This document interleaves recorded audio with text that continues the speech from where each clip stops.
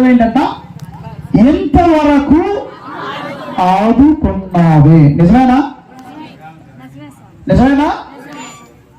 మన జీవితంలో ప్రియులారా వంగి చూస్తే, లోపలికి తొంగి చూస్తే, మనం పుట్టినప్పటి నుండి ఇప్పటి వరకు దేవుడు అనేక సార్లు మన కాచి కాపాడాడు, దీవించాడు, రక్షించాడు, అనేక మేలులు చేశాడు. అందుకని ఎబినేజర్ అంటే, అయ్యా ఇంతవరకు నన్ను ఆదుకున్నావే. అమ్మా నీకు దేవుడు మేలు చేశాడు, ఇంకా చేయలేదా? ఏమో గుర్తొస్తుందా మైండ్లో? లేక ఒకసారి చెప్పు. Praise Lord. నా బాబుకి పోయిన సంవత్సరం నవంబర్లో చెయ్యి ఇరిగిందండి. నేను తగ్గదనుకున్నాను. 2 సార్లు పోయినప్పుడు కూడా క్లారిటీగా నాకు చెప్పలేదు. చెయ్యి ఇరిగింది, వెముక ఇరిగిందని చెప్పలేదు. కొంచెం చిట్లిందమ్మా అని చెప్పారు.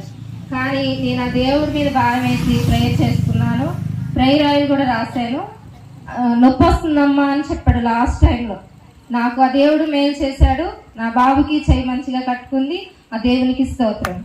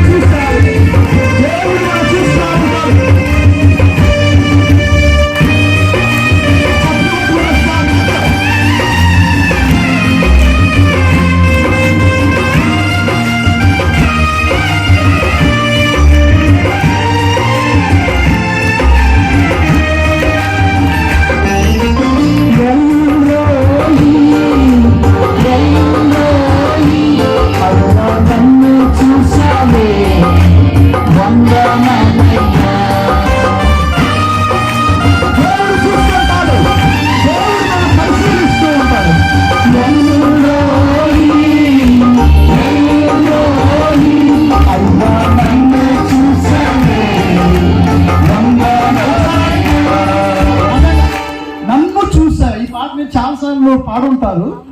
ఎంత అర్థవంతంగా పాడారో నాకైతే తెలియదు, కానీ నన్ను చూసావే. మనం అనుకోవచ్చు నన్ను ఎవరు చూడట్లేదు. కొన్నిసార్లు ప్రియులరా పాలు తాగే పిల్లి కళ్ళు మూసుకొని తాగేస్తా ఉండదు పాలు. నన్ను ఎవరు చూస్తారంట? మనల్ని దేవుడు చూస్తూ ఉంటాడు. కొన్నిసార్లు మీరు మీ పిల్లలు హాస్టల్లో చదువుతున్నారు అనుకోండి, ఏమంటారు? టీచర్ గారండి మా అబ్బాయిని కొంచెం చూస్తా ఉండండి అంటారనరా?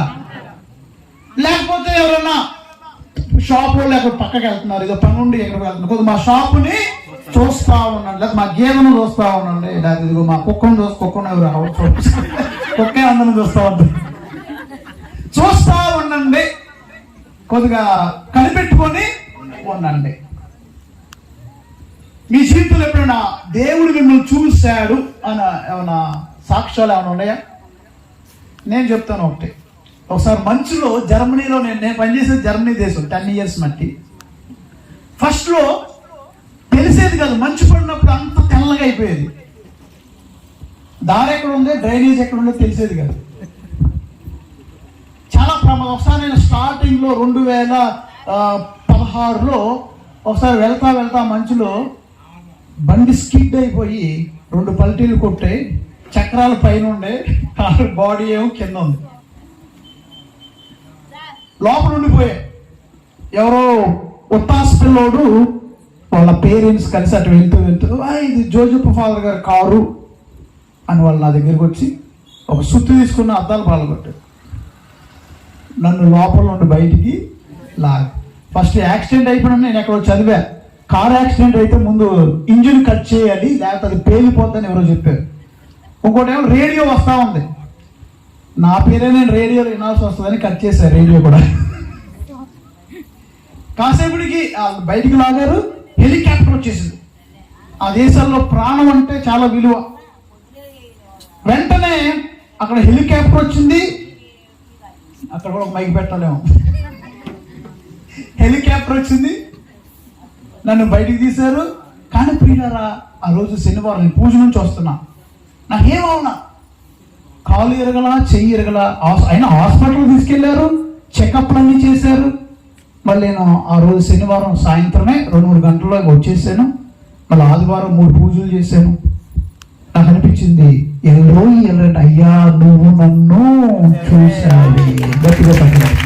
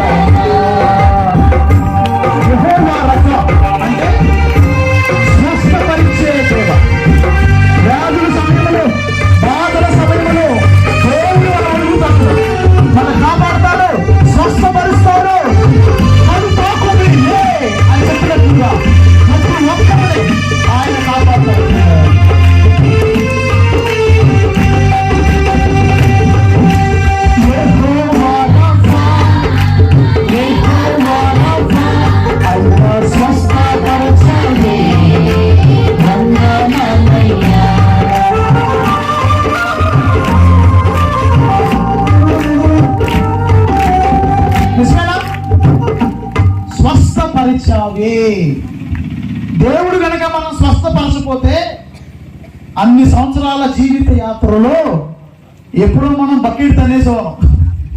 బకెట్ తనడం ఏంటి? చచ్చిపోయేవాళ్ళం. ఆయన కాపాడుతున్నాడు. కొందరు గుర్తిస్తారు, కొందరు గుర్తించరు. ప్రభు కీర్తనకారుడు ఏమంటాడు? చవి చూచు చూడుడు, రుచి చూచు చూడుడు, ప్రభు ఎంత మంచివాడో మీకు తెలుస్తుంది. ఎవరికైనా సాక్ష్యాలు ఉన్నాయా దేవుడు మిమ్మల్ని స్వస్థపరిచాడని? అమ్మా నీకుందేమో సాక్ష్యం? ఉంచు ఒకసారి.